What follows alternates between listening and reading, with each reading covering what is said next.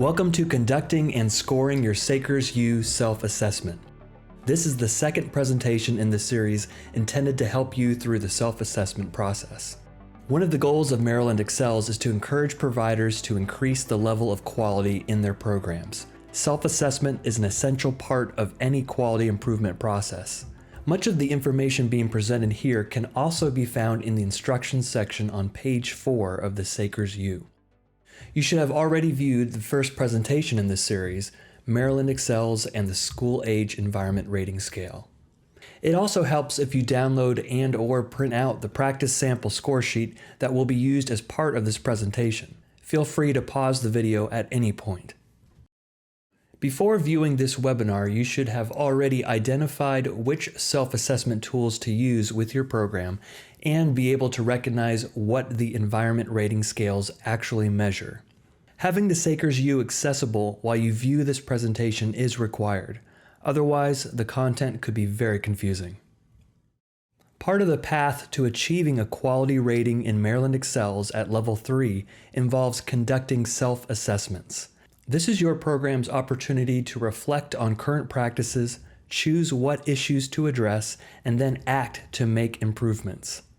Use the self-assessment tools that match your current enrollment. You should already be familiar with how to conduct your self-assessments.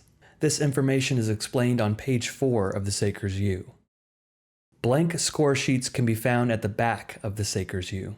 You will need to make copies of those pages to conduct your self-assessments. The ideal observation plan is for one person to observe the classroom activities for 3 hours straight. Check on the Environment Rating Scales Institute website for new notes to paste into your book for reference. Ask the additional questions provided in the scales for indicators and items that might not have been observed. Be honest with yourself and your staff. If you are the only staff member at your program, you could video record a typical day, or ask a substitute teacher or parent volunteer to observe you in action. Use the score sheet as a self-reflection on a typical day as experienced by the children in your program. Open your scales book to page 7 and look for the overview of the subscales and items. You can pause the video while you turn to that page. You will see 7 subscales.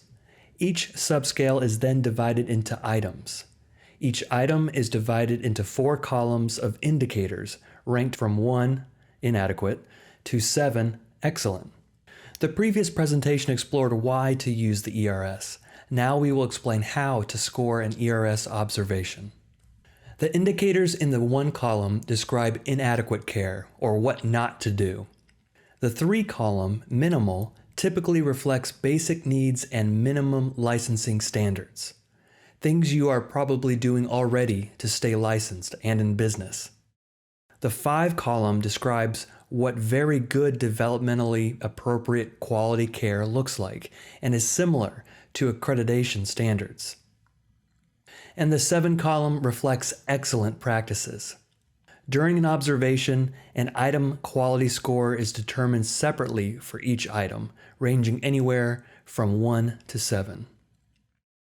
As always, feel free to pause the video to review this information in more detail. A rating of 1 must be given if any indicator under 1 is scored yes.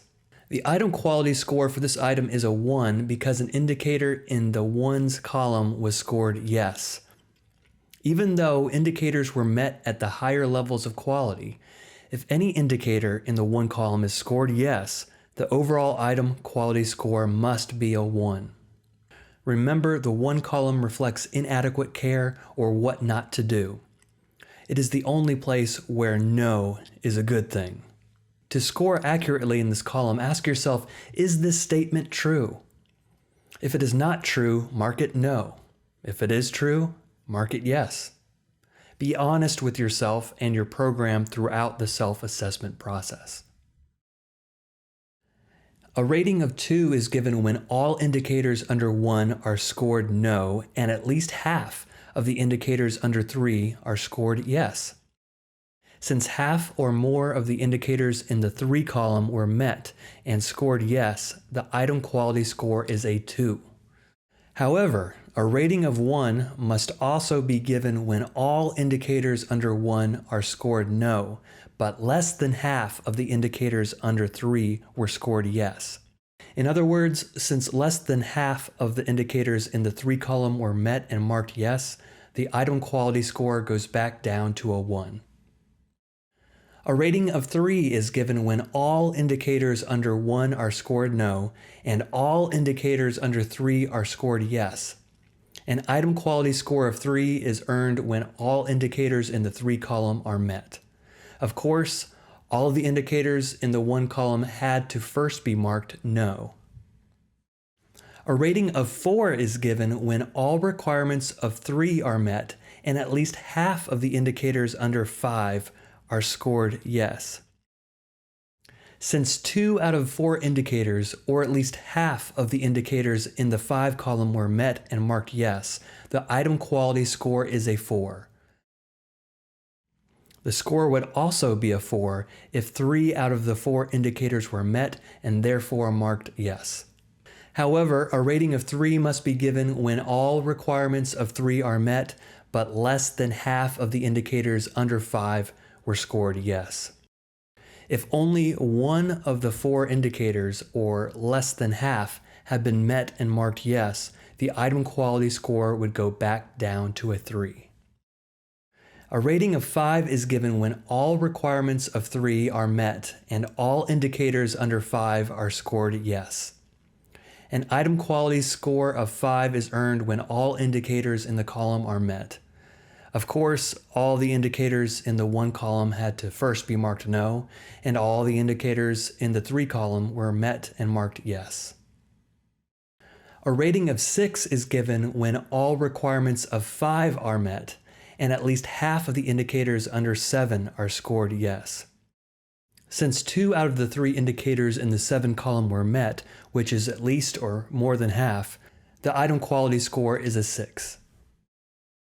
However, a rating of 5 must be given when all requirements of 3 and 5 are met, but less than half of the indicators under 7 are scored yes. If only 1 of the 3 indicators, or less than half, had been met and marked yes, the item quality score would go back down to a 5. A rating of 7 is given when all requirements of 5 are met, and all indicators under 7 are scored yes. An item quality score of 7 is earned when all indicators in the 7 column are met.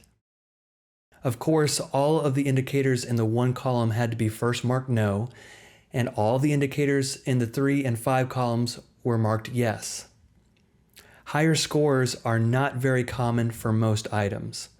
The goal for your self-assessment is to have an honest and objective starting place for your program improvement plan. Even accredited programs do not receive all 7s. Indicators and items might be scored not applicable based upon the ages of the children being observed or variety in program schedules. A score of NA may only be given for indicators or for entire items when NA permitted is shown on the scale and there is an NA on the score sheet. Indicators that are scored NA are not counted when determining the rating for an item, and items scored NA are not counted when calculating average subscale scores and overall assessment scores. You will be able to observe how your classrooms are actually functioning.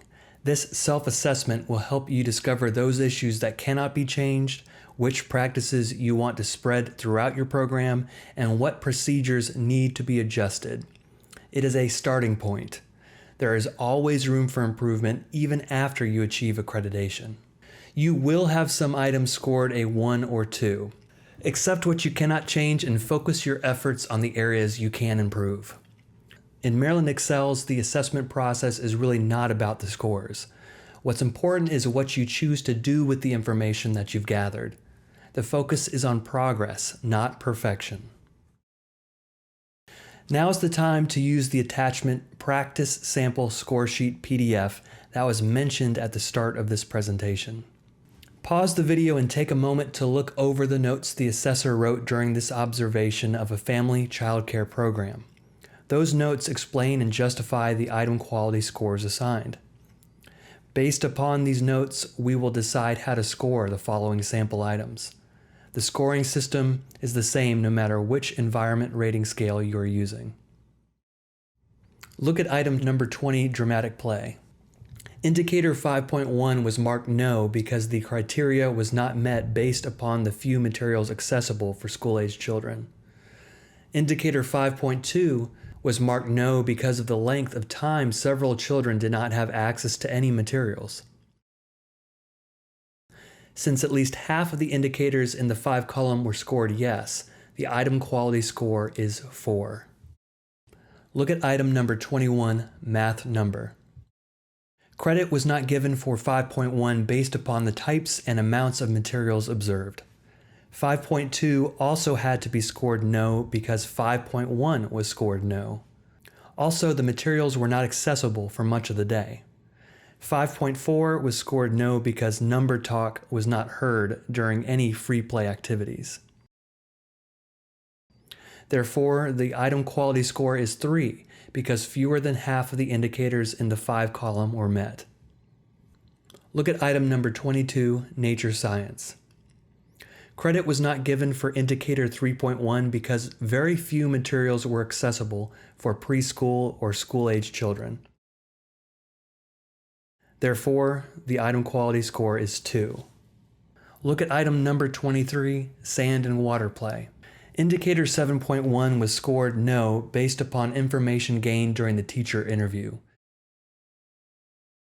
Therefore, the item quality score is 6.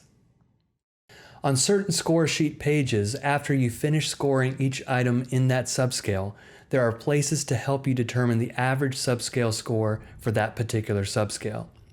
You will consult this data when creating your program improvement plan. To calculate the average subscale scores, combine the item quality scores earned for each individual item in that subscale to get one total A. Divide that total by B, the total number of items you scored in that subscale.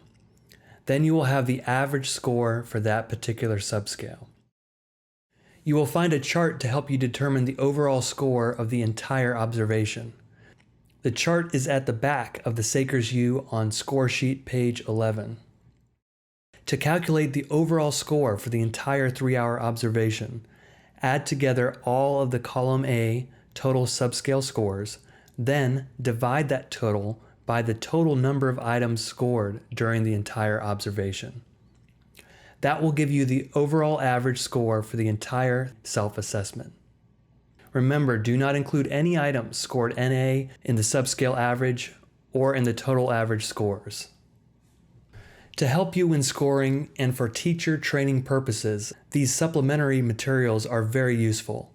The ERS health and safety information is based on Caring for Our Children, sponsored by the American Academy of Pediatrics. The All About books cost about $50 each. They provide much more detailed explanations of each indicator, along with photographs and other resources. Maryland Excels promotes continuous quality improvement through the standards as you aim to move up to higher levels of quality.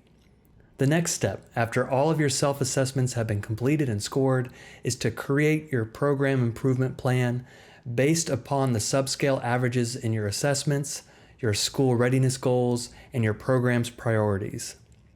Maryland Excel's quality assurance specialists and the Child Care Resource and Referral Centers can provide support and technical assistance for ongoing improvement based upon your self-assessment. The feedback you provide your staff after the SACERS self-assessment and the program improvement plan you develop together will be very useful towards increasing your Maryland Excel quality rating. It will also be helpful when aiming to achieve any accreditation. Many of the items and indicators in the SACERS are also evaluated by many of the accrediting bodies. For additional information about conducting your self-assessment, visit our website for additional presentations. Contact your Maryland Excel's Quality Assurance Specialist, Program Coordinator, or your local Child Care Resource and Referral Center.